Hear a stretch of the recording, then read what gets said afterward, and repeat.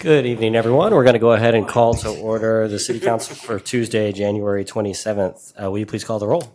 Yeah, council members Rohrbaugh. Here. Aquino. Here. Kozlowski. Here. Leary. Here. And Rathel. Here. And if you'll all please stand with me for the Pledge of Allegiance. I pledge allegiance to the flag of the United States of America and to the republic for which it stands, one nation, under God, indivisible, with liberty and justice for all. All right, and do we have any agenda updates this evening? Good evening, Mayor. Yes, we have an additional information transmittal on agenda item number 6. The information has been previously provided to the council, and there are copies on the back table for the public. Thank you so much. This takes us to business from the floor. At this time, anybody is able to address the council for up to 3 minutes on unagendized items. So if you're here to address the council, go ahead and fill out one of those blue cards and bring it up front. Do we have anyone that's speaking from business from the floor this evening? You have no request to speak under business from the floor. Going once, going twice? All right, that brings us to our scheduled presentations. Okay, your first item this evening is item number 1. This is recognition of the 2025 Folsom Holiday Lights Contest winners. Good evening. Tonight we will recognize the winners of the annual Folsom Holiday Lights Contest, which we held in December. This year we saw a record turnout with more than 62 entries in 5 different categories. Each category was judged by a Folsom City Council member. The promotion allowed the community to tour the merriest and brightest homes and businesses in Folsom, as all participants were listed on the city's website. The 5 winners received a commemorative lawn sign and also very important bragging rights from the city of Folsom.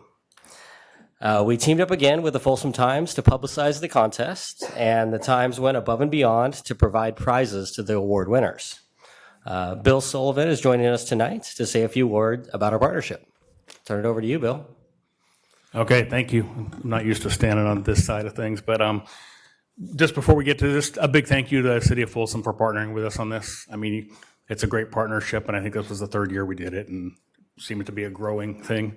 And I know all of you are out there judging it in the cold air, and there's more and more every year. So it's just a great, fun community thing. So I know that people are here today and eager, and so we're pleased to present the awards to each winner.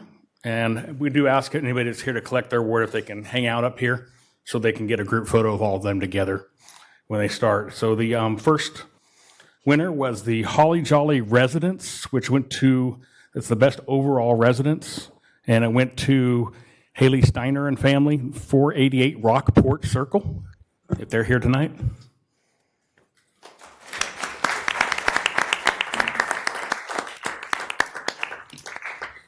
And the next winner was the Clark Griswold Award, Best Use of Holiday Lights in a Residential Building, and that went to 275 Thorndike Way, and Olivia Neighbor, and I believe it was their son that did most of the legwork on this. So Olivia Neighbor, if you guys are here.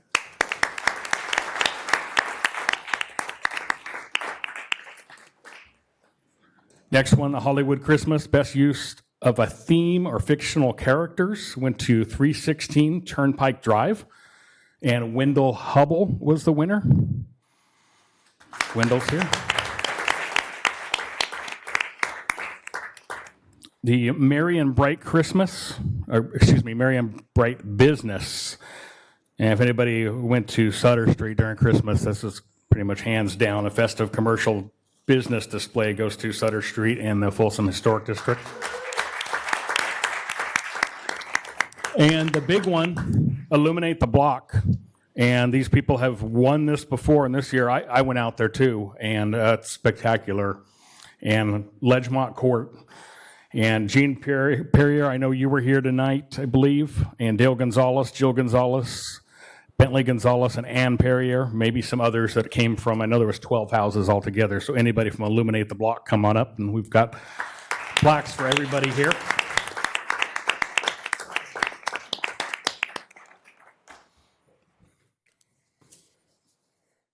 And I think that's everybody. So I've got the plaques and prizes up here if you guys want to come up, and I'll give those to you, and they can get a Andrew here will get a photo. And thank you all for participating. I want to thank all the businesses that jumped in on this. There's too many of them to list them here, but everybody seems to like to do this, so thank you guys.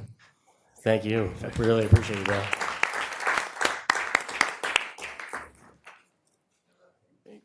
Congratulations to all the winners. Yeah, come on over, grab your plaque, and we'll grab a big group photo.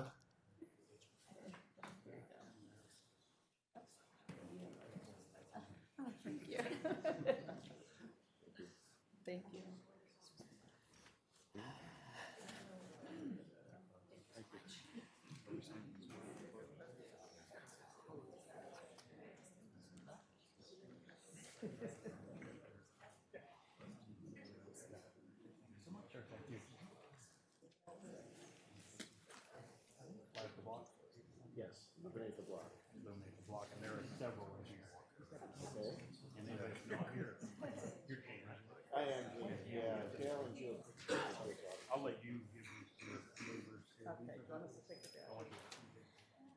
Oh, no, they're all in there. Thank you, guys. Thank you. One more thing, just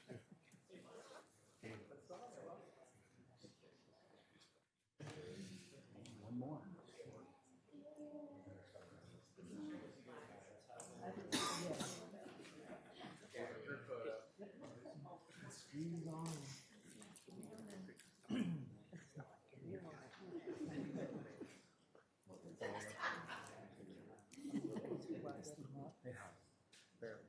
Oh, really? You're not the only one. Yeah. Oh, never.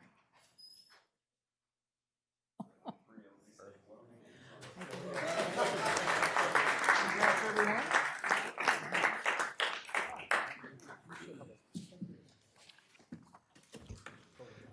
Next year, I want to get a collective amount of hours that it took to hang up all of those lights between just those 5 displays. It's amazing what you do every year, every season, Folsom. So thank you for everyone that participated, and congratulations to the winners. You know, the award should be given out by SMUD. It should. Best customers in Folsom. And that will move us on to item number 2. Yeah, your second item this evening is a presentation from the Folsom Auburn Trail Riders Action Coalition, also known as FATRAC, on the public-private partnership supporting the rebuild of the Folsom Bike Park. All right, good evening, Mayor and members of the council. I'm Jamison Larson, Senior Management Analyst with the Parks and Recreation Department. We are excited to introduce you to our partners at the Folsom Auburn Trail Riders Action Coalition, better known as FATRAC. They will present information on our partnership and the progress made to rebuild the Folsom Bike Park at Cummings Family Park. For background, the bike park has been partially closed for over 4 years, and prior to its closing, it had deteriorated significantly. Staff got proposals for rebuilding the bike park with a total cost of nearly $600,000. After receiving these cost estimates, staff reached out to other local municipalities to see how they have managed to rebuild and maintain their bike parks. In August of 2025, staff met with the Auburn Recreation District and FATRAC representatives at the Auburn Bike Park. They had a good conversation, and the city and FATRAC agreed to pursue an MOU to create this public-private partnership to benefit the Folsom Bike Park. The MOU was signed in November of 2025, and we hit the ground running. We hired Randy and Greg, who are well-known and respected bike park builders with experience building parks all over the U.S., as well as some internationally. We hired them as part-time city employees to complete the rebuild of this park. They've made great progress, as you will see in the following presentation. The bike park rebuild is going to be completed through this partnership for less than 20% of the initial cost estimates from the other contractors. This is due in large part to the public-private partnership and the hard work of FATRAC, the builders, and Chris O'Keefe, our project manager, in getting us to this point. FATRAC is leading the fundraising and community engagement efforts for this project and are working closely with the city to support outreach, education, and long-term stewardship of this project. And with that, I would like to introduce Deborah Young, the Executive Director of FATRAC. Welcome, Deborah. Thanks for being here tonight. Thank you guys for having us. I wanted to thank you guys tonight. We wanted to share the progress on the Folsom Bike Park revamp. The project, in partnership with the City of Folsom, we're really focused on community-driven efforts to make sure that the park is safe and modern and a space for riders of all ages and abilities. Jameson gave a great job with who we are, but we have been around since 1998, complete nonprofit organization, built trails, Auburn, Folsom Park. Oh, thank you. Down button? Okay. Okay. And where am I at? We also work with other private land managers as well. Our mission is to create sustainable, accessible places to ride, empower volunteers, and strengthen partnerships that benefit the entire community. Why the revamp matters. Right now, we have the need because the current bike park is outdated and underused. Demand for safe, progressive riding spaces is growing, and you can see that out on the standard trails, different bike parks as well. Randy, our builder, is introducing progressive jump lines. Around the perimeter is an XC loop, pump tracks, and feature design for every skill level. He will get into all of that a little bit later. But this transforms the park into a vibrant community asset, one that supports youth engagement, healthy outdoor activity, boosts tourism, and elevates Folsom as a regional biking destination.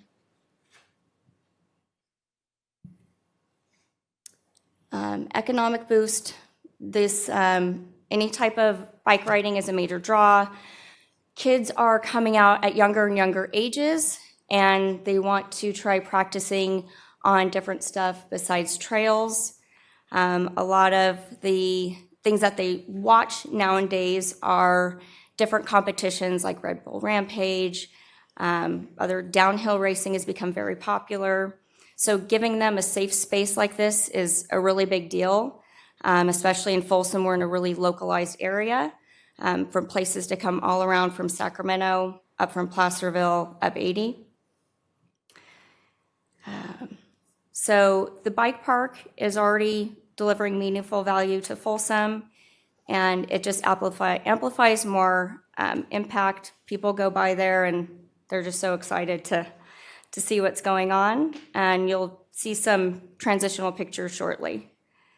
Am I still on the next slide? And it strengthens local businesses, so it just creates a natural partnership with bike shops, outdoor brands, local sponsors, and brings steady foot traffic to nearby commercial areas.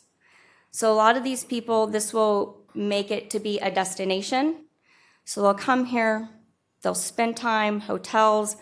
Like I said, the bike shops, a lot of times things need to be fixed. They forgot a jersey, socks, all of those things happen. And they love to eat. So there's lots of benefits for the whole community here. And it provides community value with a safe, active space for youth and families, and it builds pride in Folsom through events, stewardship, and local involvement. It's more than a recreation project for us. It's a community and economic asset to the city of Folsom and for us as our organization. And with that, I am going to turn it over to Lucas, a board member. He's behind me, can't miss him.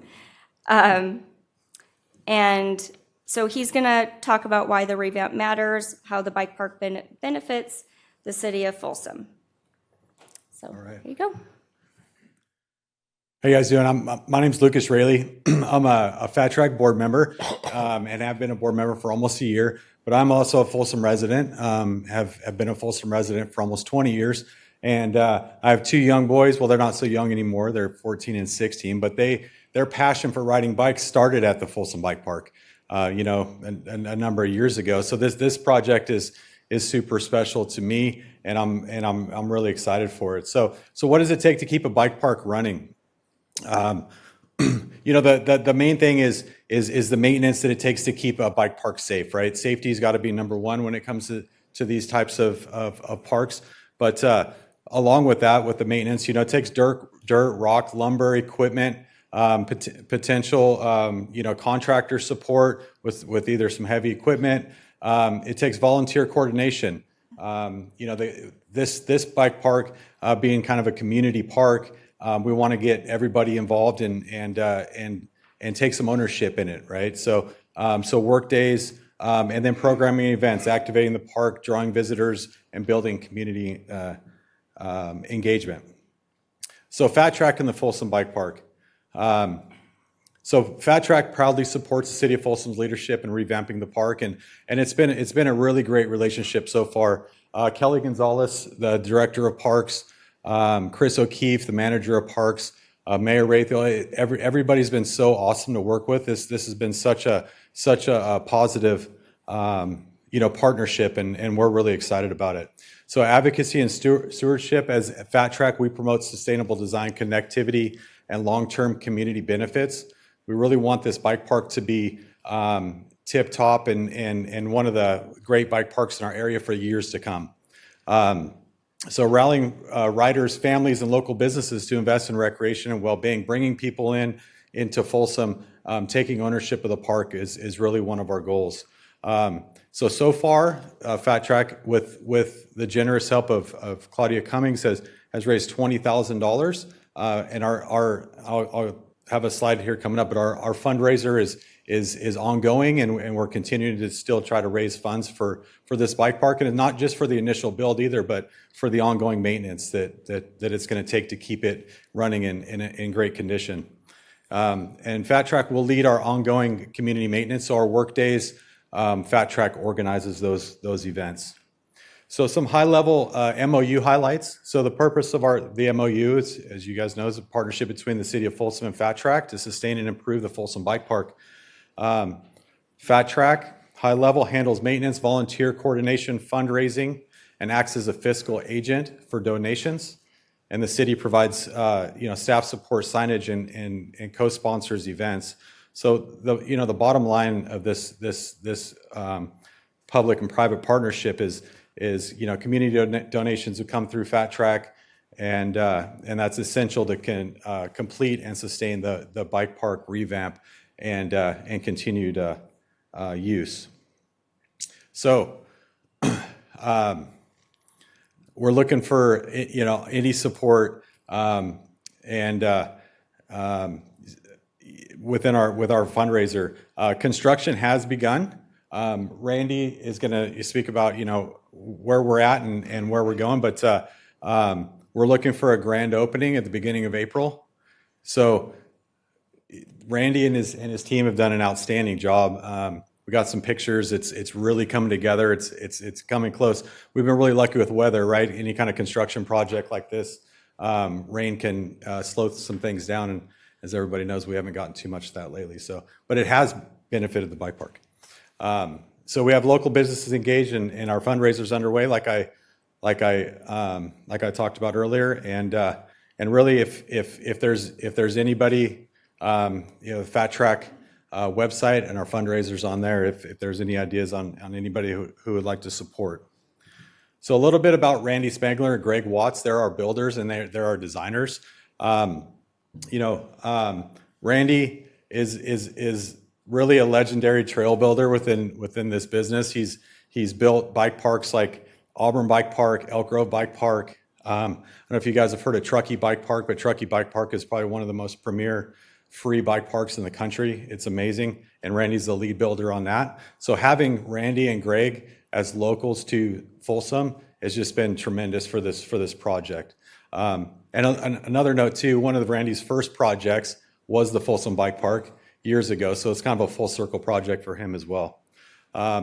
So within that, designing a safe, fun, and inclusive feature that inspire all riders of all ages, and you hear progressive bike park design. And what that means is there's features for everybody, right? You can bring your 3-year-old out on a Strider, and eventually he can work his way up within that design all the way up to, expert level lines, right? So it's great for everybody. This isn't a bike park that's just designed for one kind of demographic of riders. So with that, I'd like to introduce Randy, the designer and builder of this bike park revamp. Hello, my name is Randy Spangler. My coworker wasn't able to make it tonight. He's Greg Watts. The two of us have been spending the time revamping the park. It's been coming along really good progress-wise. Again, with the weather's been helping us out quite a bit. Some of these photos are showing some of the revamp we're at. We are moving along pretty well. I had projected a couple months on the build, and we're sticking pretty close to that. So we're at about close to 2 months, so a couple more weeks, we should have the park pretty wrapped up. Hopefully, we'll see a grand opening around April, if everything plays out in time and stuff. That drawing there is just kind of an initial concept of what we started with, and it's very similar to that. Again, some of what you're looking at is a bit of amoeba shapes, but it's taken that overall form of what you're looking at in the picture. Park was designed, again, to introduce someone to a park, so there's something for every level. You've got a trail around the edge that you could take your kids on, yourself, just to kind of be in the park and be a part of it. Then you can start progressing your ways up through some of the pump tracks, maybe into the jumps if you're feeling you're ready to catch some air, but there's kind of something for a little bit of everybody tangible to kind of work their way up. Right on. With that, that's our presentation. I don't know if there's any questions. Thank you, Lucas. Thank you, Randy. I am expecting some expert level jumps from the council. First off, Councilmember Aquino. Well, first of all, thank you so much. This is very exciting and very timely because the presentation following you is the police chief talking about e-bicycles, everyone's least favorite topic these days. Is this type of thing only meant for traditional bicycles, non-electric bicycles? Yes. Okay. We're hoping to see this traditional, no electric bikes. Okay, that was just my only question. Thank you. Any other questions? Yeah, then it's kind of follow up to the electric bike question. Is there monitoring on site, or are you expecting participants to kind of keep an eye out for each other we're hoping and on each participants will other? take love and part of the park and kind of monitor that. We've seen that at other parks take place, and we're hoping that will carry over here. Great. And how much more money are you trying to raise? Do you have a goal? Yeah, so Claudia Cummings did a $10,000 grant, and if we raise another $10,000, she was going to supply another $10,000. So we're hoping to get another $10,000 to a total $40,000 for the initial build. But as maintenance, like I was talking about earlier, maintenance it costs money, right? So we're going to continue fundraising, and we have a goal right now of $40,000, but the sky's the limit, so we can keep the park in tip-top shape. Okay, great. Thank you. Any questions from over here? Just one thing, I'm going to call on you guys to get some opinions because we're working just at the very beginning of working on a new cross-country track for foot races, but it will do double duty potentially for good fun mountain biking. More flat, less jumps. Yeah. I'm a trail runner, so Excellent. I share my time, so I'd love to Perfect. help. And really, that's Fat Track's background, is building those types of trails. Perfect. The bike park, it's in our community, and this is an awesome opportunity, but that is kind of Fat Track's I'm going to bread and drag butter. you in on that one too. Yeah, sounds good. Vice Mayor? Yeah, I have a couple. One of the things is there going to be signage somewhere at the park that is designating you guys as a fundraiser, so you can ongoingly get funds, and that would be a question for. Yeah, there are currently signs that show our partnership and our fundraiser, and it's also highlighting some of our corporate sponsors that we have already, and that'll continue as hopefully we can gain some corporate sponsors. But yeah, there is signage out there now. Okay, great. And then my other question is, you said you could bring your 3-year-old on a Strider. Yeah. What is a Strider? So a Strider bike is a bike without pedals, and they run with their feet, right? And it's a balance bike, and it's kind of flipped our old way of thinking of putting training wheels on bikes, right? And it kind of doesn't translate. This Strider bike's been a huge thing these days. So yeah, they can Thank you. run out there play around. Thank you for everything that you're doing, and thank you to the mayor for initiating this and getting this going. It's in my district, which I know that this was a big thing for a lot of the people when I campaigned 3 years ago. So I'm very happy to see this going, and thank you. We're excited to get the park back open. We really appreciate you guys and look forward to seeing you out there. Yeah, thank you. Thank you. Anything else from Parks and Rec? You guys good? All right, we'll move on to item number 3. Okay, item number 3 is going to be a presentation from the Folsom Police Department regarding e-bikes in our city, looking at the current status and future direction.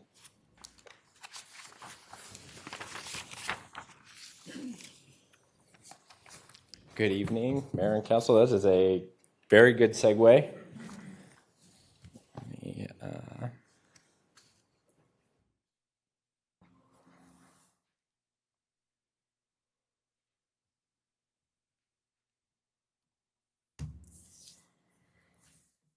maybe.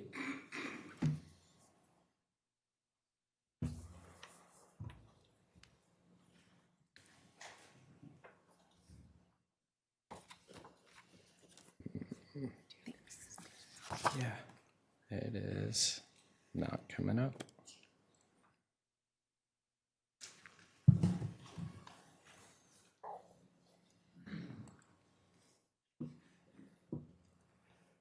Well, let's try closing it and see. Let's close some of this stuff.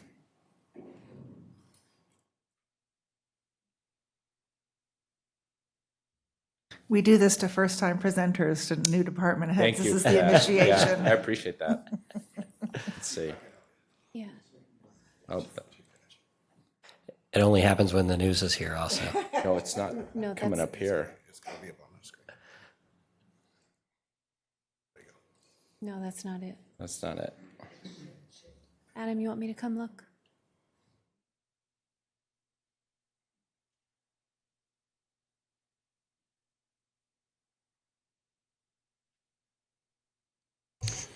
Sometimes raising the anticipation is part of Yeah, the deal. Chief, do you want me to come look? yeah. Yeah.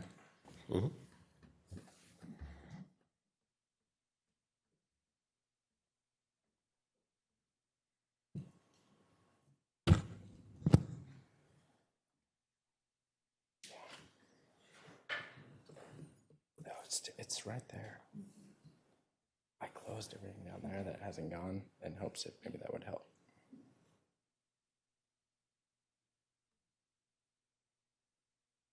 Worst case scenario. I brought it back up.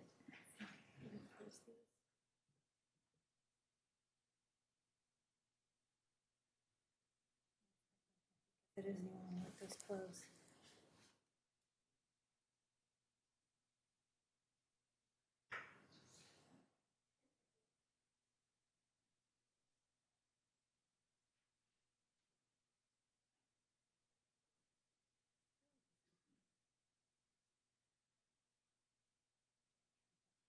Yeah.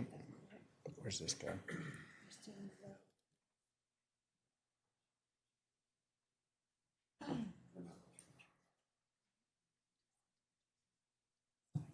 It's not, it won't even open.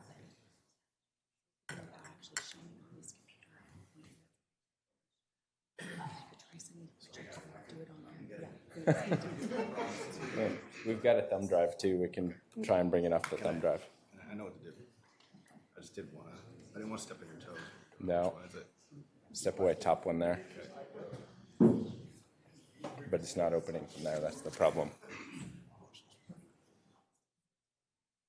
Oh, look at you. Can I buy you dinner? Of course. We tested it today. Engineers always saving the day. All right, we are in business. Well, there we go. All right.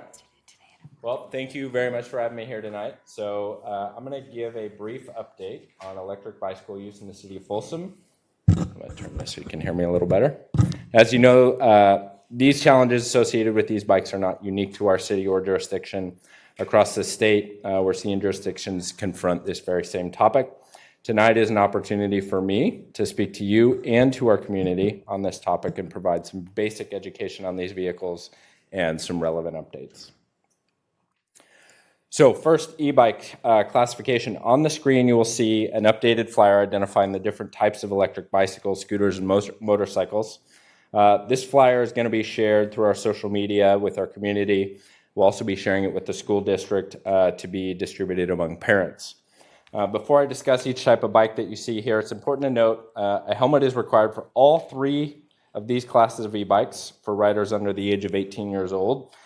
And additionally, a recent change to California law now requires a rear-facing red light or reflector for all e-bikes during all hours, day and night.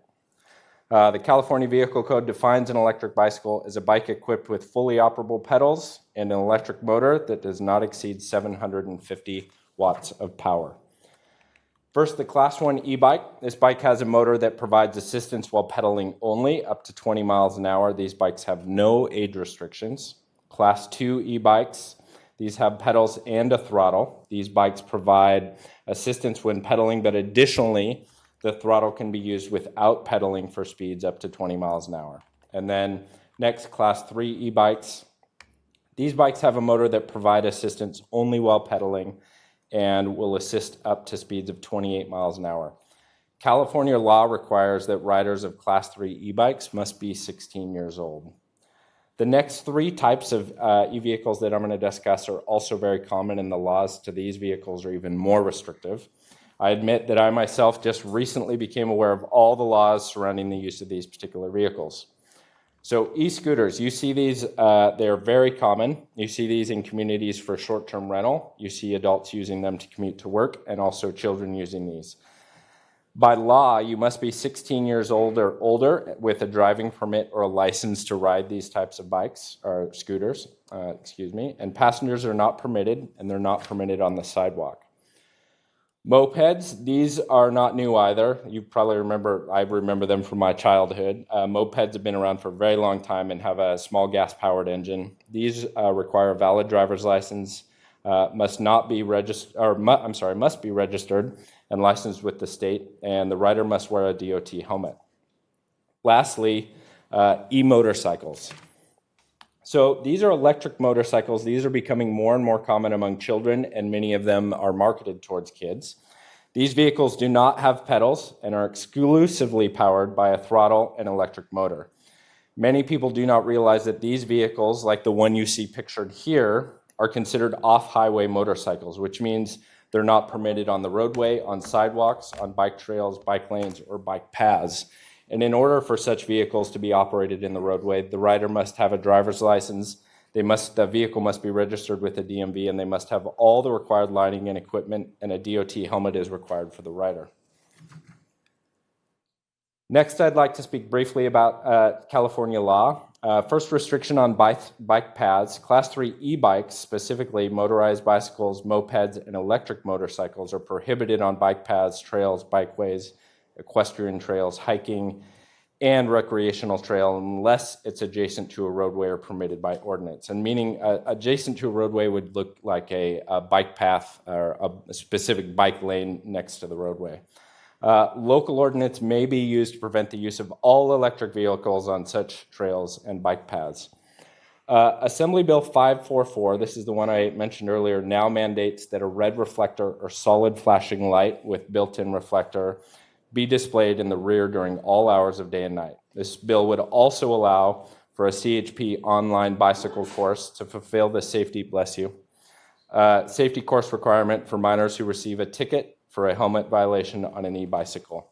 There's also pending law in the early stages of legislation that would redefine what an e-bike is and clarify that a 750 watt limit applies to peak motor power, and those that exceed this limit would be reclassified to motor-driven cycles. Next, I want to highlight two projects within the state of California. Currently, two municipalities received, currently local municipalities, are prevented from creating local ordinances to further restrict the age of e-bike riders. Two assembly bills created projects to allow two separate jurisdictions to create municipal code ordinances with greater age restrictions for the use of e-bikes. Currently under Assembly Bill 1778, Marin County prohibits people under the age of 16 from riding a Class 2 e-bike until January 1st of 2029. And under Assembly Bill 2234, San Diego County prohibits people under the age of 12 from riding a Class 1 or Class 2 e-bike until January 1 of 2029. Additionally, members of the California Police Chiefs Association are working to find legislative fixes that increase restrictions on certain type of e-bikes and to improve education at the point of purchase. Moving on, this slide here is one that you saw last year, but it's been updated to reflect our total numbers for 2025. Additionally, when our crime analyst was updating this slide, she discovered some additional collisions from prior years that were missed in the last presentation as a result of how they were classified in our record system. And as you can see, in 2025, we had twice as many collisions involving e-bikes as the year prior, and the majority of those involved juveniles. So why is this important? There's an entire body of research in the medical field right now surrounding e-bikes and their associated injuries, and a couple important takeaways. There's a lot of information out there and a lot of people kind of working on this. But here are a couple important takeaways. Children are disproportionately impacted by the injuries associated with e-bikes. The National Emergency Department data shows electric bike injuries doubled between 2017 and 2022. Hospitalization is more than twice as likely for e-bike injuries compared to traditional bicycles, and helmet usage is very low, and helmet compliance for e-bike riders is even less than that of traditional bicycles. As you know, in October, our traffic team visited both middle schools during the morning and arrival drop-off hours for our middle schools. At the beginning of January, when students were returning from winter break, we again visited both middle schools to conduct some education and enforcement. Of note, in January, our officers saw significantly fewer students using e-bikes on campus. This may be the result of recent education campaigns, or it could be due to weather or other factors. That's a question at this point we just can't answer. With regard to education and enforcement by the Folsom Police Department, we'll continue to do both. Ultimately, our goal is to make sure that young adults and adults who use these vehicles do so safely. Because the California Vehicle Code views e-bikes as bicycles, and because there are also now additional sections specific to e-bikes, we can use the Vehicle Code to enforce the law and ensure safe use of these bicycles. Our hope is that through ongoing education, particularly with youth and parents, as well as enforcement, we can change dangerous behaviors and ensure that these vehicles are being used in a safe and lawful manner. Thank you very much for your time, and if you have any questions, we're happy to answer them. Thank you, Chief. I'll start on this side this time. Any questions? Vice Mayor? I have a couple. In the beginning, when you had that flyer that showed the different kinds of bikes, scooters, et cetera, you said that you were going to be communicating that amongst parents. Yes. How is that? So we're going to share this flyer with the school district and have the school district share this with parents and families. Okay, great. And then you talked about the collisions, 22. In relative terms, I don't know if that's a lot or not compared to other cities. I mean, the increase of 100% sounds like a lot. But what results are these collisions? Are they minor, like, scratches, or are they major injuries?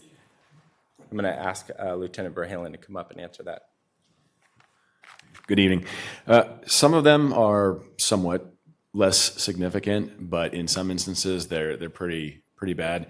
One of the most recent ones that comes to mind, I believe it was in December, involved a juvenile on an e-bike that struck a gentleman who was in his 70s who was riding a bicycle, and he ended up suffering significant injuries as a result of being knocked off of his bicycle by the juvenile on the e-motorcycle or e-bike. And you may or may not know this, but are most collisions happening on the trails? Or are they happening off of sidewalks, through intersections, on the street? Without looking at that specific data, just going off of some of the different reports that I've seen that kind of come to mind, I would say a lot of them are happening on surface streets and in neighborhoods and stuff like that, on paved ways. Okay.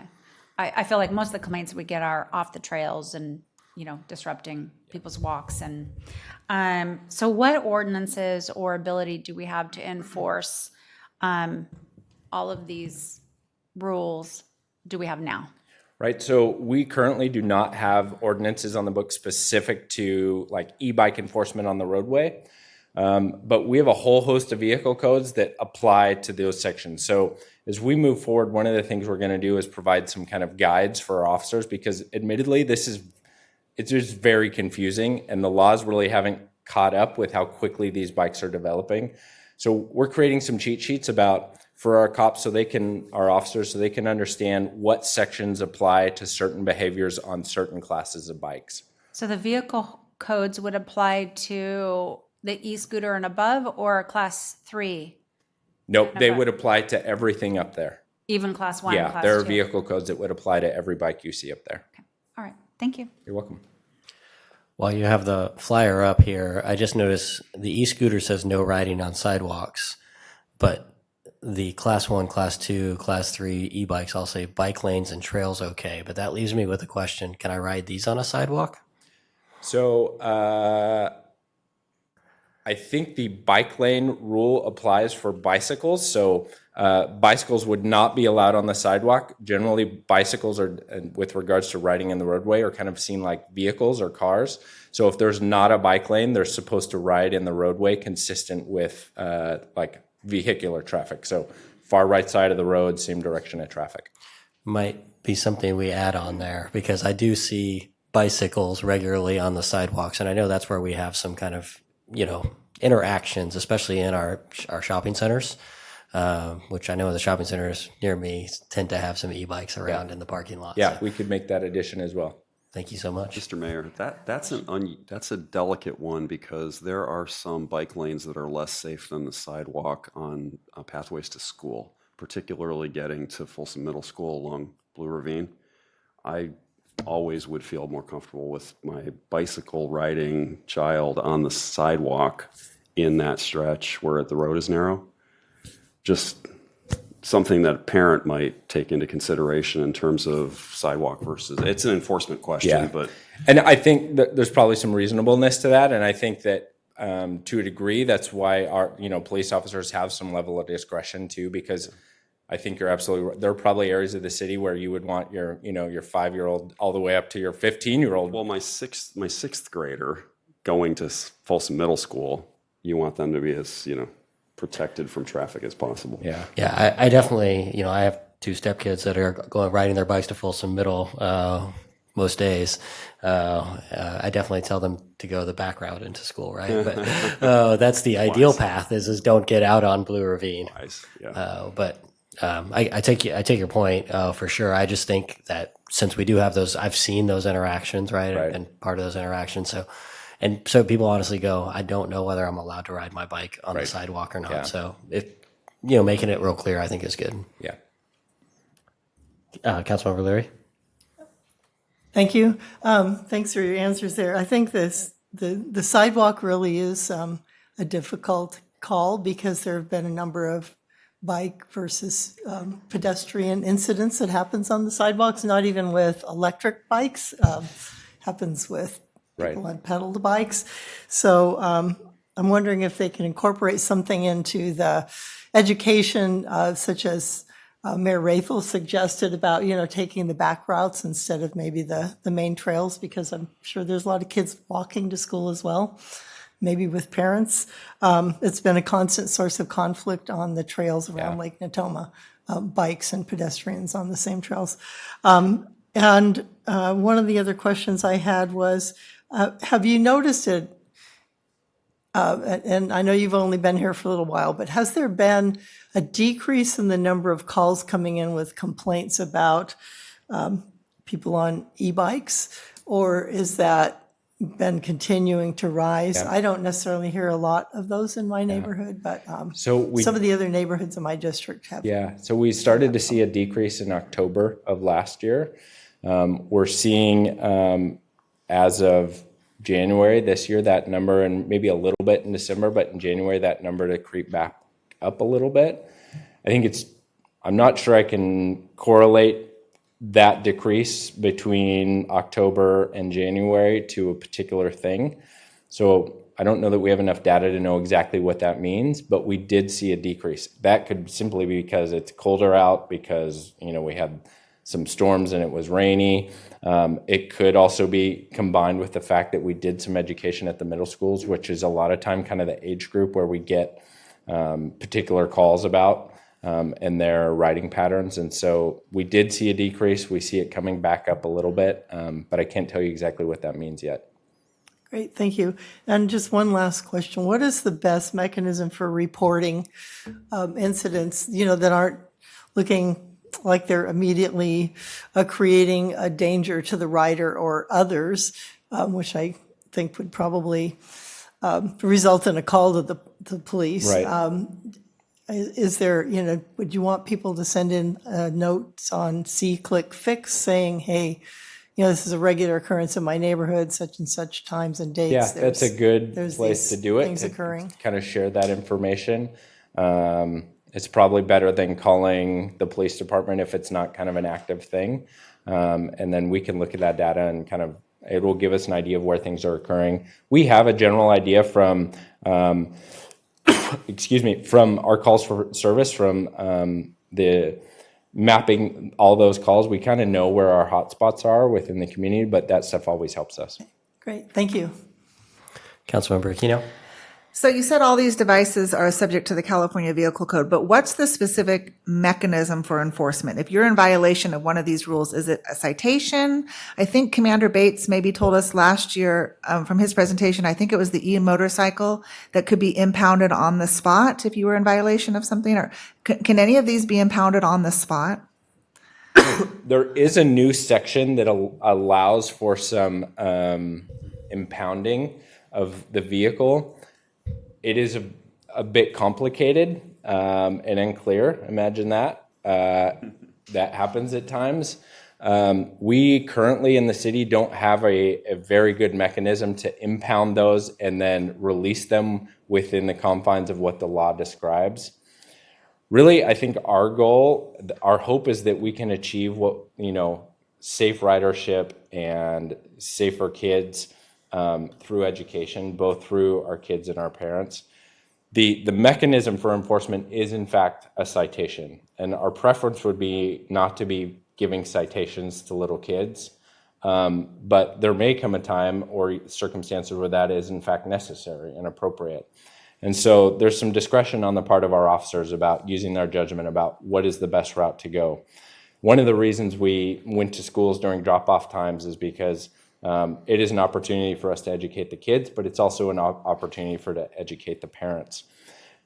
I can say admittedly, like I said in my presentation, these laws are very confusing, and I did not know or understand them, until recently, having to dive into this a little more because it's an issue in our community.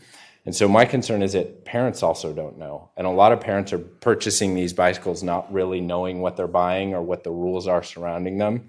And I think that as we improve our education, particularly at point of sale, hopefully we get to a place where there is law or rules or regulations about education to buyers, so that when a parent is purchasing this, one of these items for their child, they understand the rules and the laws surrounding them. And so education, I think, is our primary objective, but to a degree, yes, there are times when it is very appropriate to write a citation.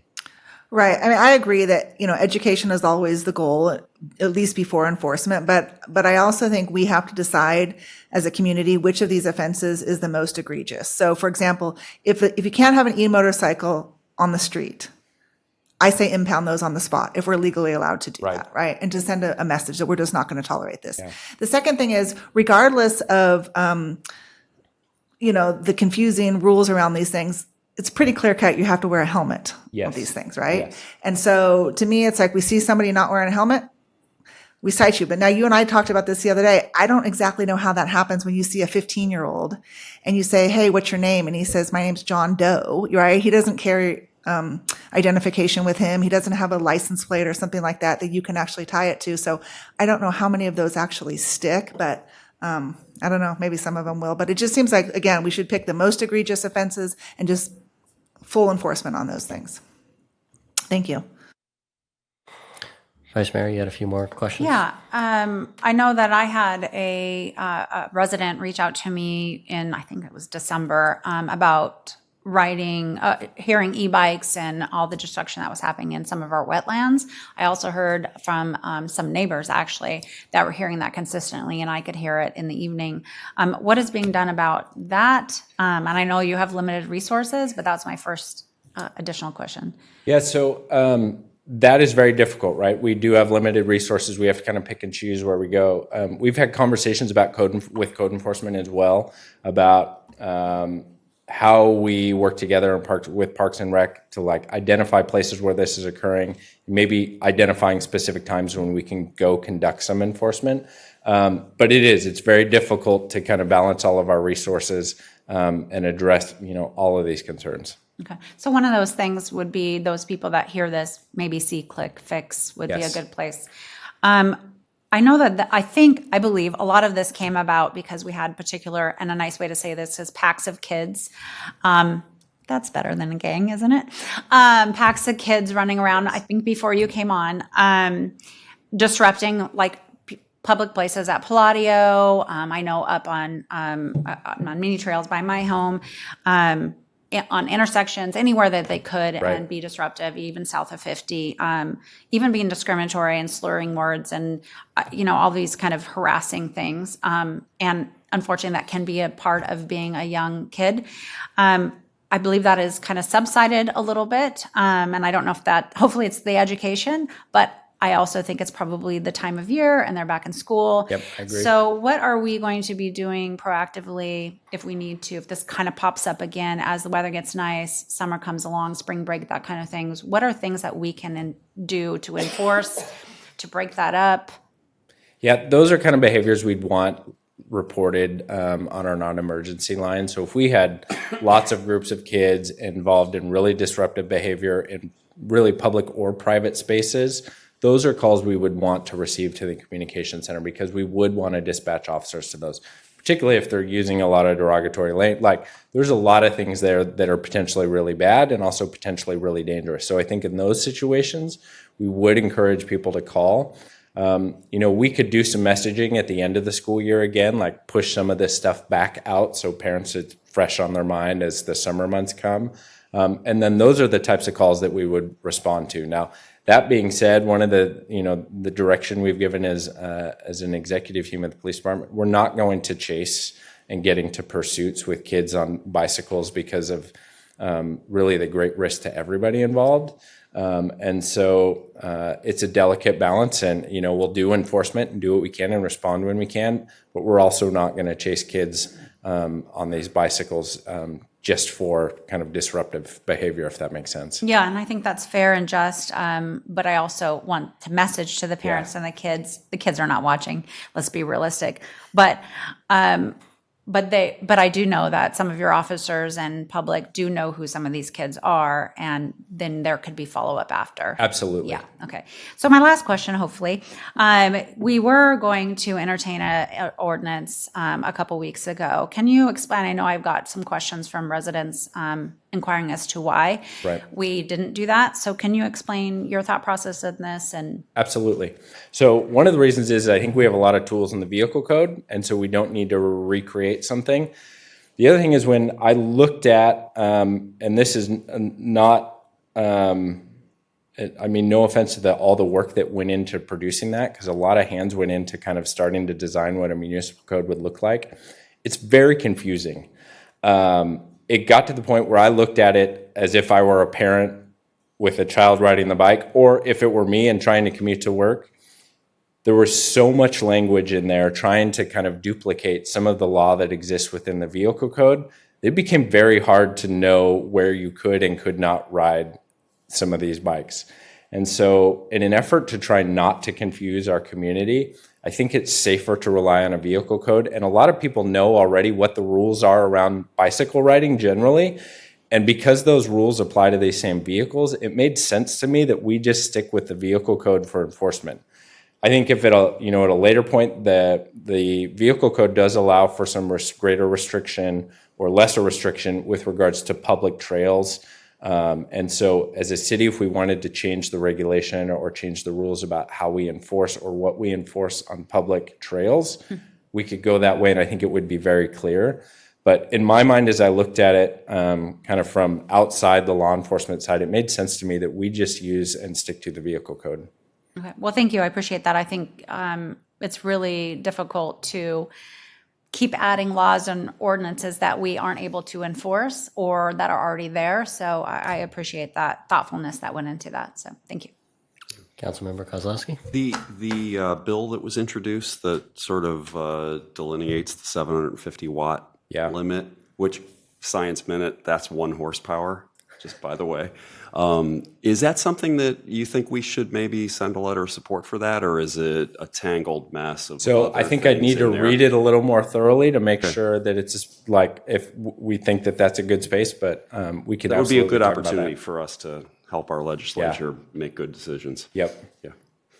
And I think if we see movement towards, as a state, allowing more regulation at the municipality, particularly around age, and also we should really, I think, be advocating for education at point of sale, because I think that is really important. So I think as we see that start to move forward, that is absolutely something as a council you could get behind and support as well. Yeah.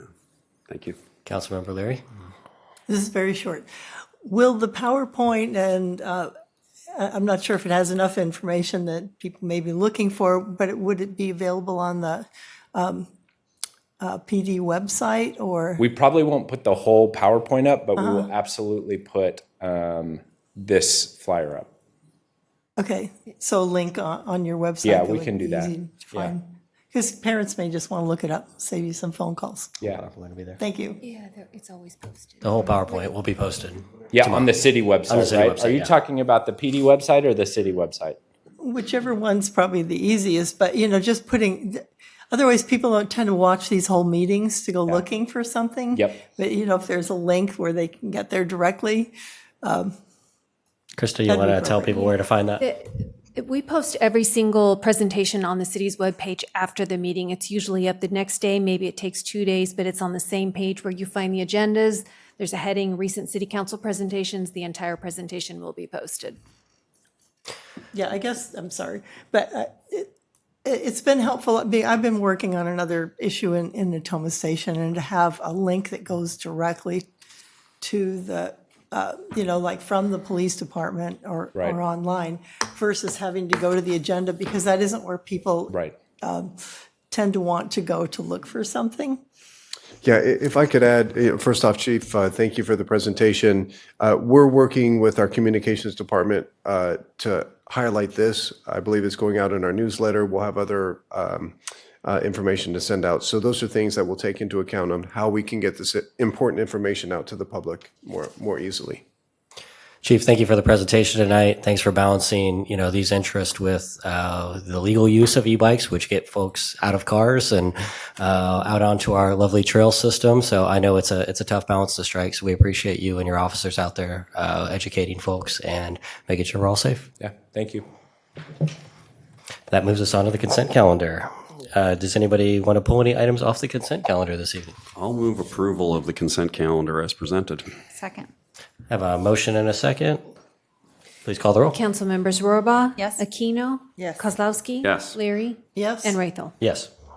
All right, that moves us to our public hearing. Please call item number 6. Item number 6 is resolution number 11539. This is a resolution declaring the results of the majority protest proceedings and modifying the assessment rate of the Folsom Tourism Business Improvement District. Mayor, members of the council, just a matter of information. This was announced at the beginning of the meeting.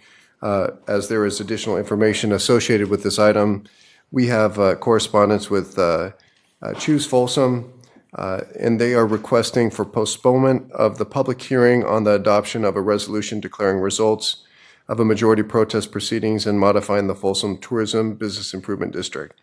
So just want to make you aware that request from Choose Folsom is out there to continue this item, I believe, to the second meeting in February. Second meeting in February? Okay. I'd like to make a motion that we continue this to that meeting. Yeah, of course. Councilmember Aquino, your question? I just want to ask a question of the city attorney. So it looks like there's a law from 1989 that kind of has very prescribed steps of what we have to do in terms of notification. Ms. Dearkeen. And I'm just wondering, if you continue it, do you then have to renotice? And is that 45 day, does all of that have to start over? It does not. Thank you, Councilmember Aquino. The 89 law refers back to the government code sections that refer specifically to public hearings across the board. And so we are allowed to continue it pursuant to those code sections as long as we list the date certain. And we do not have to renotice. Got it, okay. I second the motion then. All right, I have a motion and a second on the floor. I do have one request to speak tonight. I was just going to check in if you're okay with having that at the second meeting in February. All right. Well, we have a motion and a second to continue the item. Any other comments before we call for the roll? I would like to make a comment. Sure. I'm just not comfortable with continuing this item. I mean, this is an election. As I said, the steps are very prescribed. They're very clear. And I think to continue this, I think it undermines the process, and I think it undermines our credibility. So I will not support it. Councilmember Leary? I agree with Councilmember Aquino. This was kind of a confusing process from the beginning, as you all recall. I had lots of questions about what this meant and what the city's oversight and involvement was. And I guess my anticipation was that there would be a vote completed by this time and that we would move forward with whether this vote passed or didn't pass. And it's been really difficult for me to explain this to people who've had some questions because I didn't fully understand the process, and it wasn't as transparent as I think it could have been if there had been initial presentation outlining that for some of us who've never been involved with this, or and respond to a lot of questions from the public. Thank you. Any comments from over here before we have a vote? All right, I'd just like to say, I've sat in many public hearings throughout my life and various different commissions, and have received many applications to continue items from applicants over the years. Often these are because more things are needing to be worked out from the applicant, and so that's why I'll be supporting the continuance this evening. Please call the roll. Just to be clear, sorry, Councilmember Kozlowski, your motion was to continue it to February 24th? Yes. Okay, thank you. Council members Rohrbaugh, Yes. Aquino, No. Kozlowski, Yes. Leary, No. and Rathel. Yes. The motion passes. All right, that brings us to new business. Item number 7. Yeah, item number 7 this evening is the appointment of an at-large member to the Folsom Historic District Commission. As you may recall, we did recruitment at the end of the year, and the resident seat was not filled. So we reopened the application, and you have 2 applicants. Perfect. So we have 2 applicants this evening. I did not have them print out tally sheets since we only have 2 applicants. So I will entertain a motion for either of those applicants at this time. I will move to appoint John Lane to the Historic District Commission to fill the historic preservation slot there. But I would say, I think the other applicant has some really great qualifications also, and I would like to reach out to her and see if we can get her involved in another way. Second. Second. I have a question. Is Lisa here, the second applicant? I don't know her. Yeah, I do want to say the same thing. Her resume was very impressive. Not that John's wasn't, but I'm sure John read it too. Her resume was very impressive. So I hope she continues to get involved and reaches out to actually any one of us as well. So that's my message to Lisa. Here, here. Absolutely.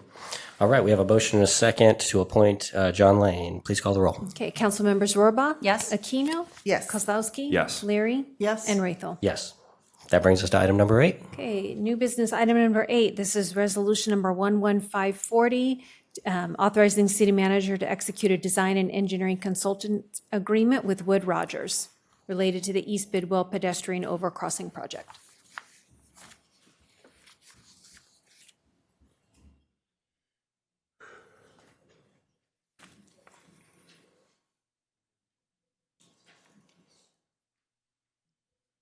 Don't make it look so easy. Chief Crane's watching. Yeah. Good evening, Mayor, members of City Council. Ryan Neves. I'm your Capital Project Manager for the Parks and Recreation Department, and happy to give you a presentation on the East Bidwell pedestrian overcrossing project.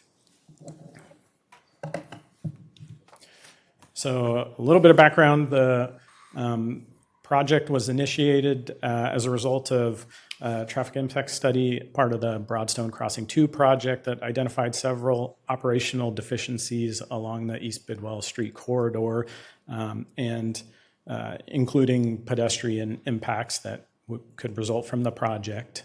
And following Planning Commission approval in September 2025, Council adopted Ordinance 1354 approving the development agreement for the Broadstone Crossing 2 project. And in that agreement included a developer obligation to fund up to $2.5 million for design, environmental clearance, and dedication of land for the pedestrian overcrossing landing, so basically the right-of-way for the pedestrian overcrossing. And the development agreement also identified that project delivery would be the responsibility of the city.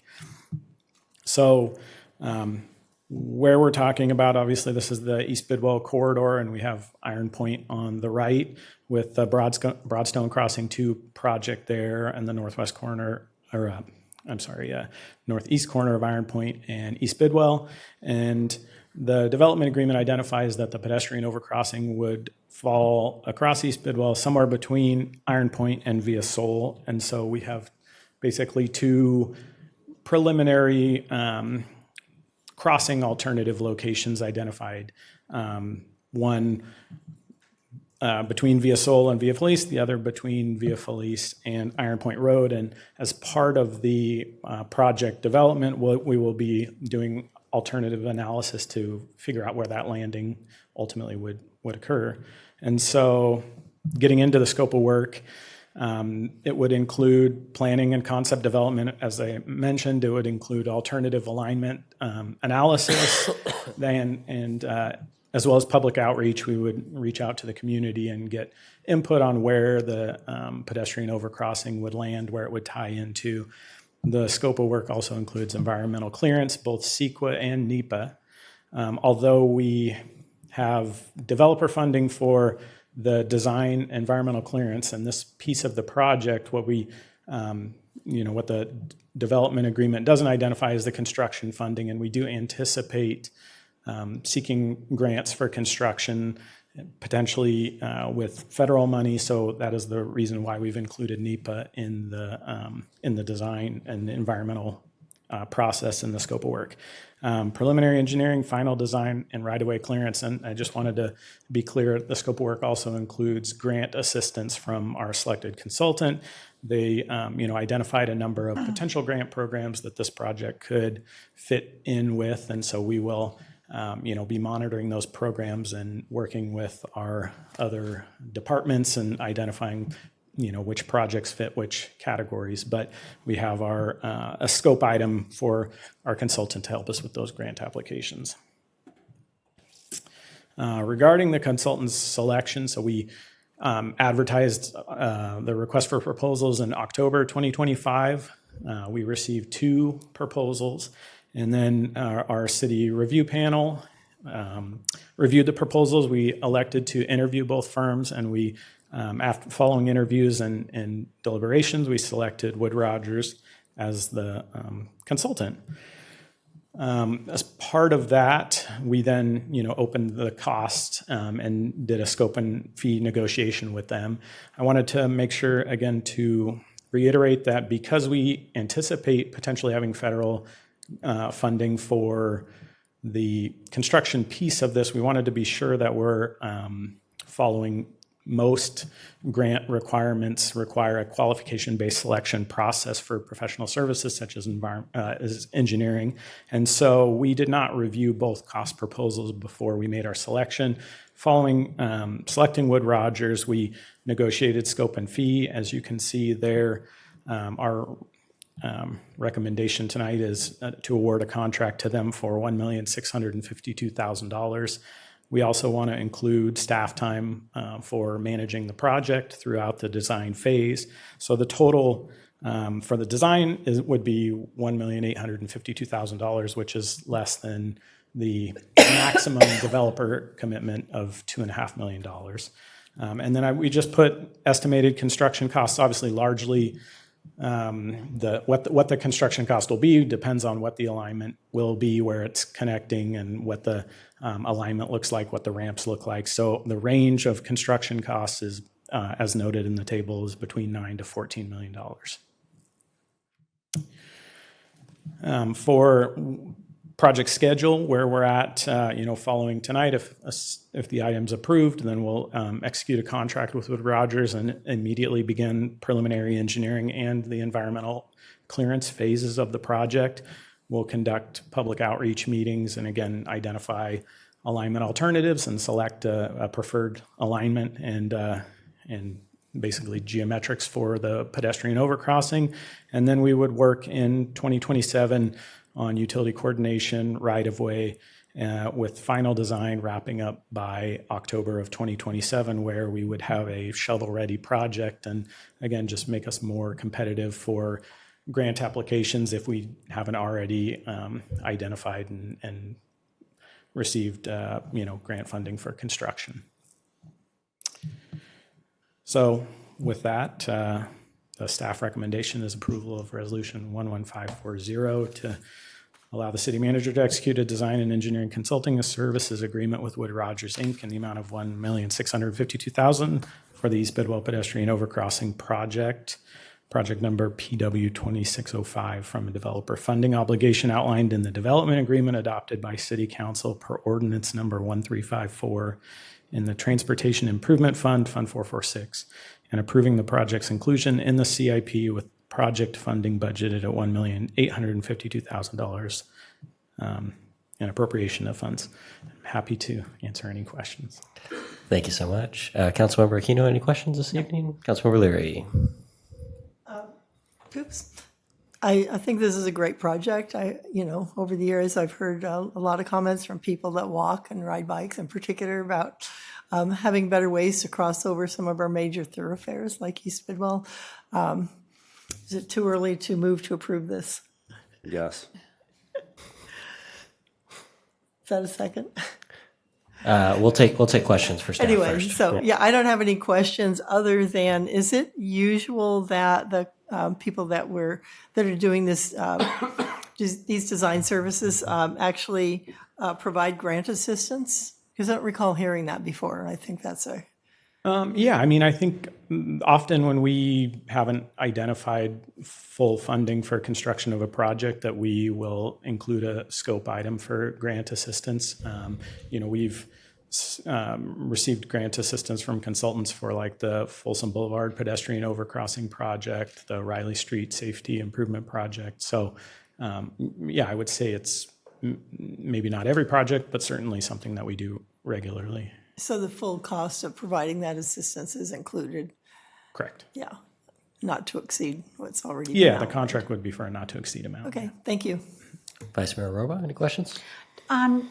Yes, deciding what location is going to, the northern or the southern part that you identify, is that part of the design process? Yeah, so that would be early on, obviously, and again, I think something that we want to include in our public outreach. So, we have talked with the design team and both proposers, and as part of the interview process about how do we define, because there could be dozens of different alignment alternatives and touchdown points. And, we don't want to leave it too open-ended when we do go to the public, So as part of that initial preliminary engineering, the design team will be looking, after they do the topographic survey, right-of-way mapping, they'll be looking at, where, from an engineering perspective, makes sense to have some options, both, to the west or to the north and south of Wellspring Drive there. And again, just thinking of who we anticipate the users of this crossing,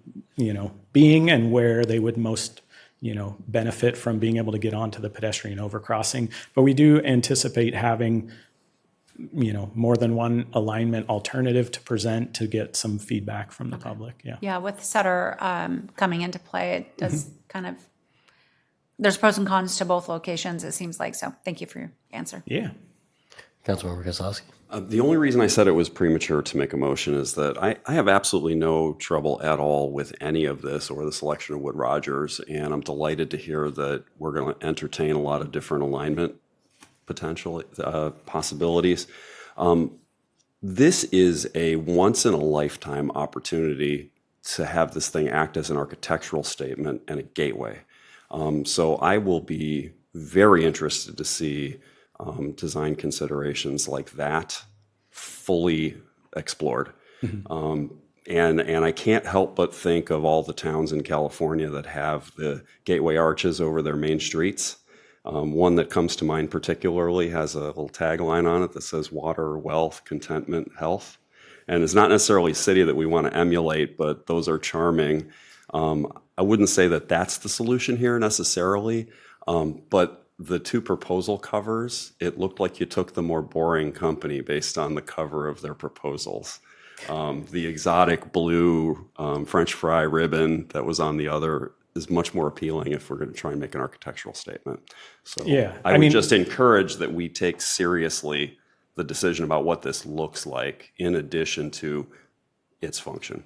Yeah, I think absolutely as part of our deliberation, that was certainly a strong consideration. And so what we did as part of that scope and fee negotiation was that we reiterated to Wood Rogers that the need to incorporate, the structure aesthetics early on to have, that we, like you said, this is a gateway to Folsom, and so we do want that to be a, part of that public outreach process. Again, I mean, the alignment and the location of it is certainly very important, but also, How will you choose the look and feel of it based on, kind of how you've outlined the process right now? Because it sounds like there'll be an enormous amount of time put into the technical aspects of how to get people from one side to the other and the best landing position, ramp lengths, all that kind of stuff, which is absolutely necessary. But I fear that we will spend all of our time on that, and we will get a singular design that is trotted out for public, as a concept drawing, and then that will lock it in right there, rather than a fulsome FULSOME consideration of design options. So, yeah, I mean, so what I would say is we, as part of the scope negotiation, I requested that we add additional hours specifically for the design concept, the structure aesthetics, and that we bring that forward early on in the process, not as one option, but multiple options as part of that public outreach process. So at the same meetings where we're talking about the alignments, in my mind, we will also have, again, maybe not 5 or 10 options, but multiple options for the feel, the bridge aesthetics. And so, yeah, I mean, I'm available to look at anything that you have, that comes up as an idea, crazy as it may be. So. Yeah, if I could add, I definitely appreciate those remarks, and that's something that, as we talk to the consultants, that we will emphasize that this is a once-in-a-lifetime type of situation, and we'll put in language like anti-blah. We don't want, please don't give us a blah type design. So appreciate those comments. Yeah, fully support the motion when it gets made, though. You want to make a motion, Councilmember Leary? Sure, I'll move to approve. I agree with your statements, but I have seen some bridges that have gone a little over the top, and you might want to look at the I Street Bridge in Sacramento. Yeah. I was actually going to say that I'm very excited by your comments. I'm glad that staff was already thinking of it, and please text your loved bridge pictures to Ryan or email them to him.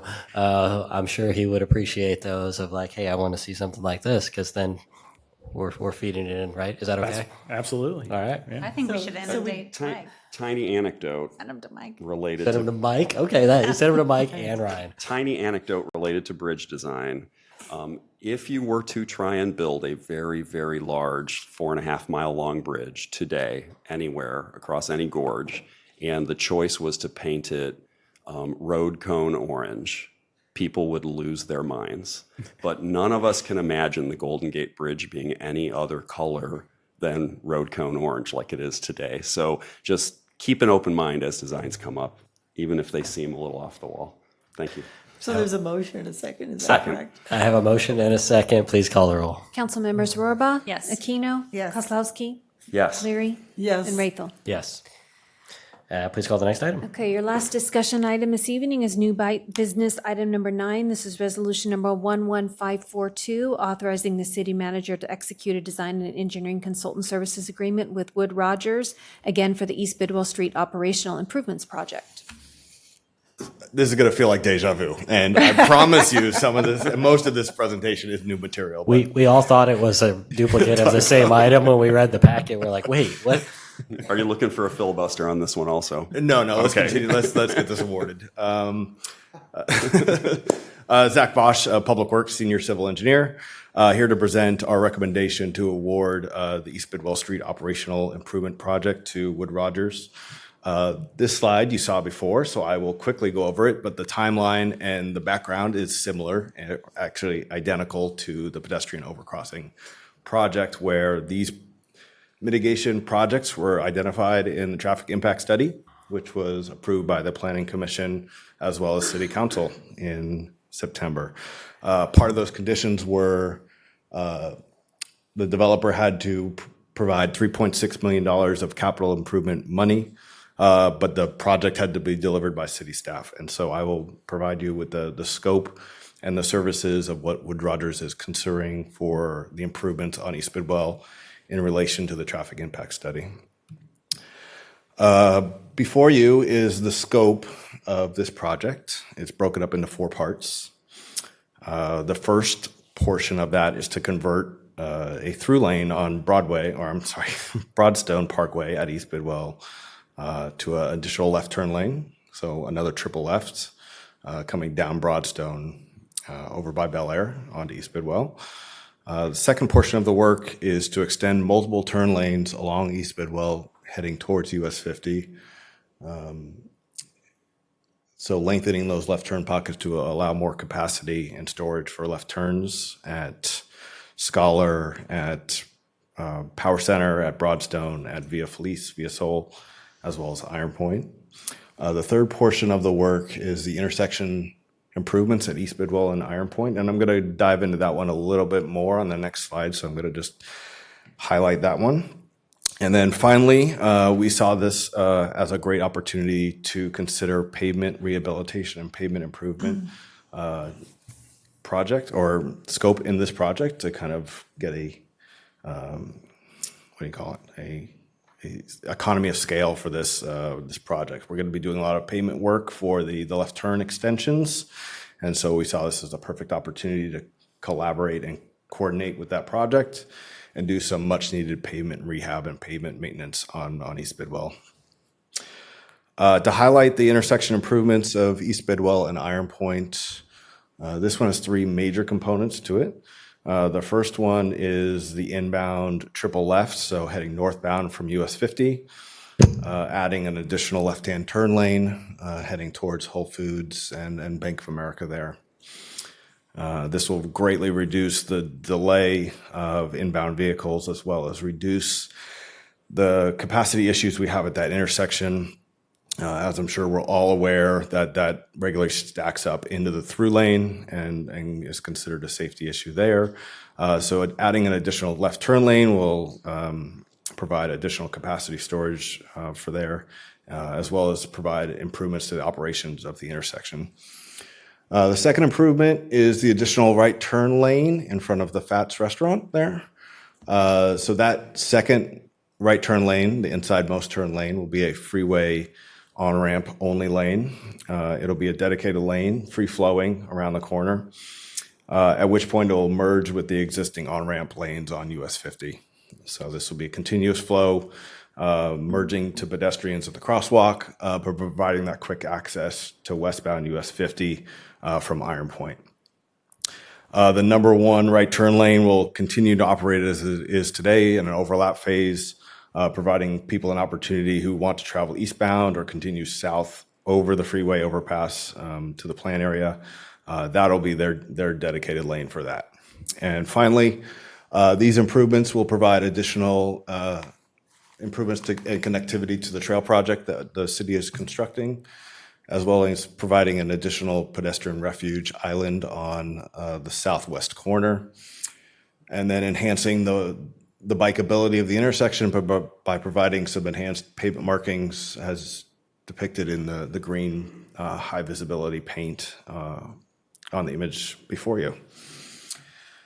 As for the project schedule, we are starting as soon as possible. The consultant has provided a preliminary schedule, as you see before you.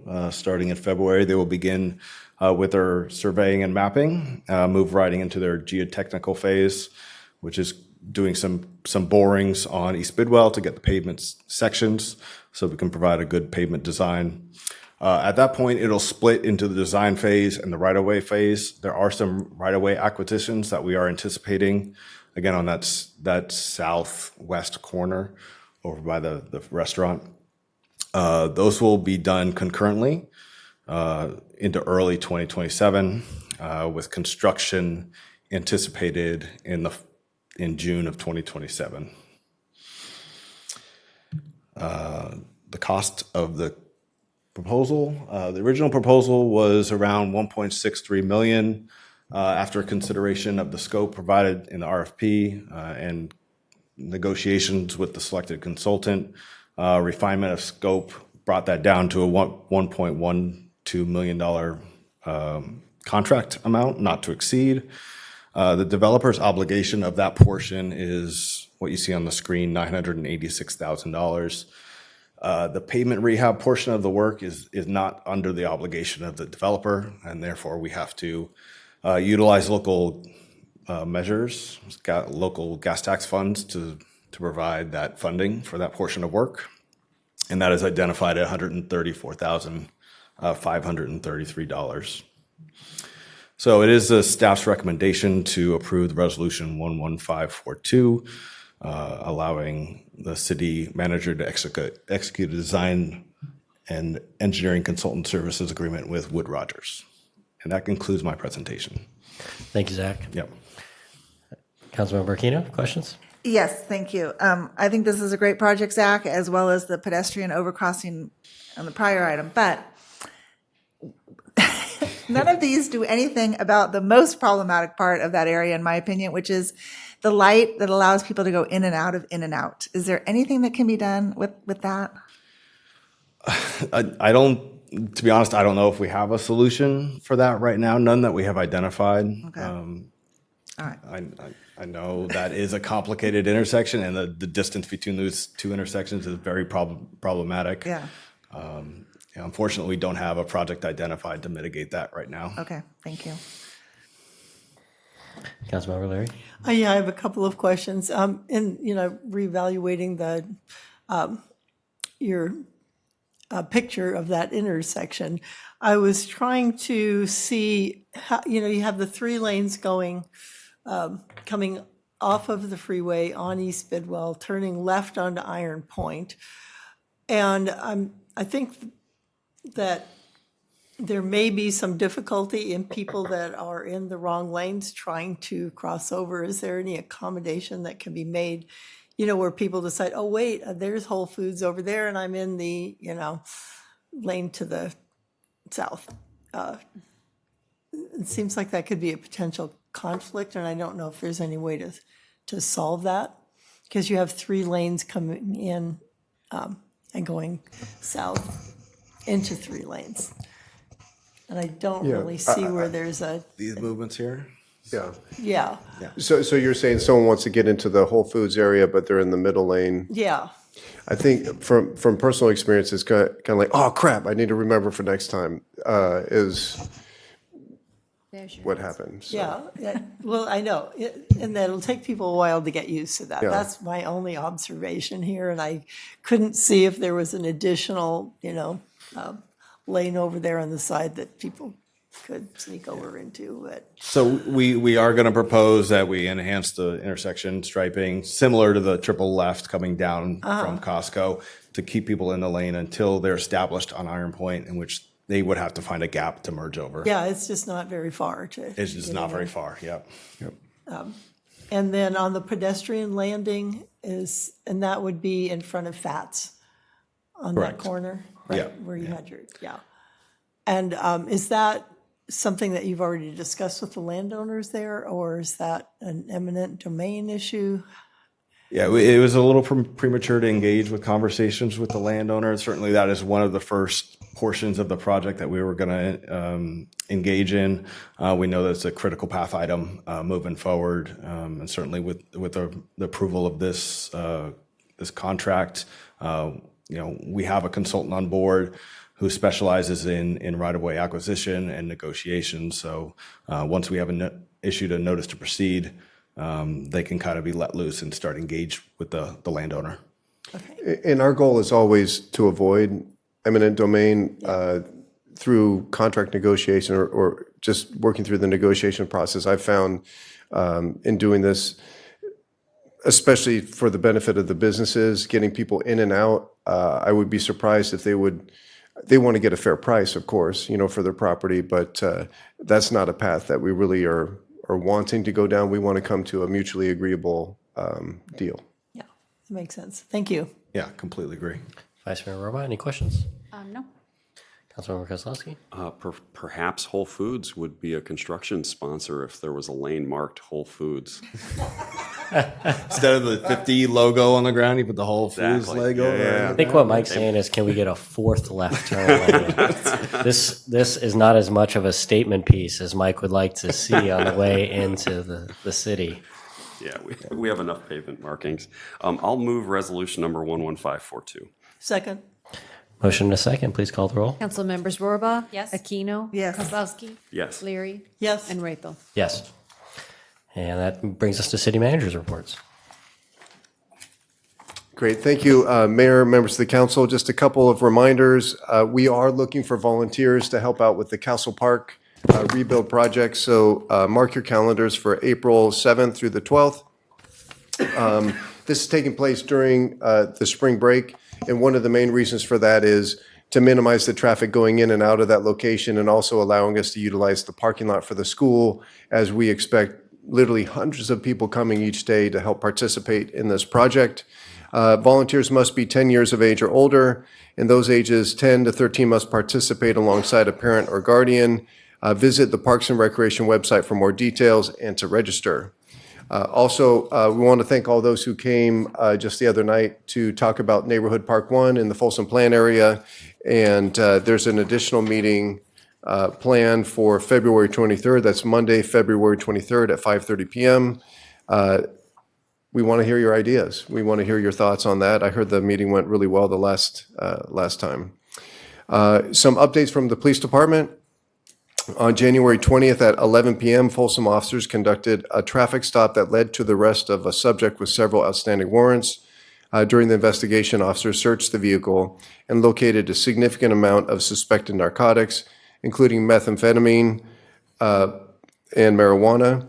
The driver, Vincent Stagel of Orangevale, was taken into custody and booked into the Sacramento County Jail on outstanding warrants and additional narcotics-related charges. Another item from the police department involves an ongoing mail theft investigation that led to the arrest of 3 suspects and the recovery of a stolen vehicle. Officers responded to a report of a possible mail theft near Empire Ranch Road and Broadstone Parkway and located a suspicious vehicle occupied by 2 males and 1 female. A traffic stop revealed the occupants were in possession of stolen mail, other stolen property, and were driving a stolen vehicle. All 3 suspects were arrested. Just kudos to our police department for all the great work they do to help keep our community safe.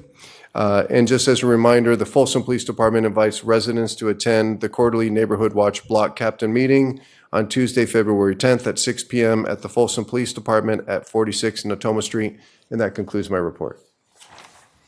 Thank you. That brings us to council comments. Councilmember Kozlowski. Looking forward to the State of the City address coming up tomorrow. That should be very exciting. I suspect tickets are probably sold out, but it's a reminder that we do that at the end of January every year for future years. If anybody's looking for inexpensive entertainment, winter sports at the high schools are wrapping up right now. So basketball and soccer playoffs will be coming along here in about 2 weeks. And spring sports are kicking off. So track and field season's right around the corner. Thank you. Thank you. Vice Mayor Roba. No, I just have a quick question or bring it back to light that when might we be scheduling a workshop for our council priorities? Is that on the agenda to move forward? It is. So I just received one of the tasks that we have been working on is for each department to put together a list of their accomplishments and goals, and I have those. So we'll be reaching out to schedule a date for the council. And the goal of that meeting is, for the departments to kind of present their accomplishments and their priorities and marry those up with the city councils. And that way we can have kind of a work priority list as we go forward. I think it's really important because it's really easy to kind of get distracted. And so by having that priority list, it gives us kind of a guide so that we can stay on track, and we can add things to the list, but it helps us kind of put those in order of what we want to accomplish. Because what I found in some cases, if we keep starting many different things, we don't get anything done, as opposed to if we have kind of a systematic approach and priority, we can get those, which will enable us to get those other ones done eventually too. So my hope is that we can schedule something in the first couple weeks of February, depending on people's schedule. But I know everyone's busy, so we'll just see how that plays out. But that is a priority. And I think that knowing what the staff's priorities are is very important, but I think more important to me anyways, and I think to this council and to the vision of our city and who the residents elect, is that the five of us are able, and with you, are able to get together and to really define what our priorities are. I would like to hear what my other council members' priorities are and where we have where we overlap, and then making sure that I think that will also help direct us as the year goes on. Sure. And of course, our priorities are simply taking the information that we have and what we think, we hear from the community and council. Obviously, we will be able to massage that to whatever the council desires. Thank you. Thank you. That's it. Councilmember Leary? Thank you. I just wanted to put a reminder out there for the residents of Natoma Station. There is a second meeting here on Thursday at City Hall, 29th at 6 p.m. to go over the new proposal for the lighting and landscaping district there. We had a great turnout at the last one. City manager came along with our lighting and landscaping staff to answer questions, and I think it'd be very helpful for anyone who wasn't able to attend the first time to come to this upcoming meeting to get their questions answered before this goes out for another decision-making ballot. I also want to express my condolences to Eleanor Steffi's family, the young woman whose life was unfortunately lost in a tragic accident at the end of last week. She was a member of the Hawkins Performing Dance Center, and I'm very familiar with that center. It's a very close-knit group of people, and this, this was unanticipated, but probably a lot of you have read about this in the paper. I just wanted to reach out and maybe have a tiny moment of silence. We can adjourn in her honor tonight. Thank you. Mm-hmm. Councilmember Aquino. Yeah, just one thing. We had an Air District meeting last week, and I just wanted to share some of the investments that the district has made in our community. So over the past 5 years, the district has invested over $1.7 million in Folsom Cordova School District for low-emission vehicles. And last year, the district paid to install 17 Level 2 electric vehicle chargers at the Lake Point Apartments, which is on Folsom Auburn Road in Folsom. So it's good to see the district investing in our city. Thank you. Thank you so much. Wanted to start out with a thank you to our library director, Tom, for the invite for the Lego challenge. I got to see Folsom's youth and their Lego creations. I know a number of my colleagues stopped by to give some special recognition. It was really tough just to choose just one for the special recognition. So I think each council member next year should have at least 5 special recognitions because there were so many great projects out there. So thank you for the invite. I really enjoyed it. It was great to see that number of entries and the amount of people that showed up to give kudos to the kids that created those. Second off, I just want to talk briefly, been working with Assemblymember Hoover on SB 79 cleanup that's going on in the Assembly right now. This was the bill that has some possible repercussions to our historic district, mainly could be all of our transit stops, but mainly our concerns are around the historic district. So we are staying engaged with our state legislators, and I encourage you guys to share your concerns. And hopefully we can have some provisions put in place that helps us protect our historic district with that legislation that went through last year. We're also seeing some state legislation from Senator Ashby, SB 802. The Sacramento City Council has moved forward with a plan. That plan is different than the Sacramento County Board of Supervisors. And we're obviously a smaller piece of that, an outlying jurisdiction. But just know that we are working with the county, with the city, with our neighboring jurisdictions, and with our state legislatures on everybody's ideas for how we partner on homelessness here in Sacramento County. Mike mentioned the State of the City speech tomorrow. Definitely welcome to join for lunch. I believe tickets are still on sale. Don't quote me on that. I didn't check right before this, but you're also welcome to attend if you don't want lunch. It is a publicly noticed meeting, so you're welcome to come and just hear the speech. I hear it's going to be really good. Start around noon tomorrow. And if ticket sales are down from previous years, we're not ever going to mention it again. So, and with that, we're adjourned. Have a great night, everybody.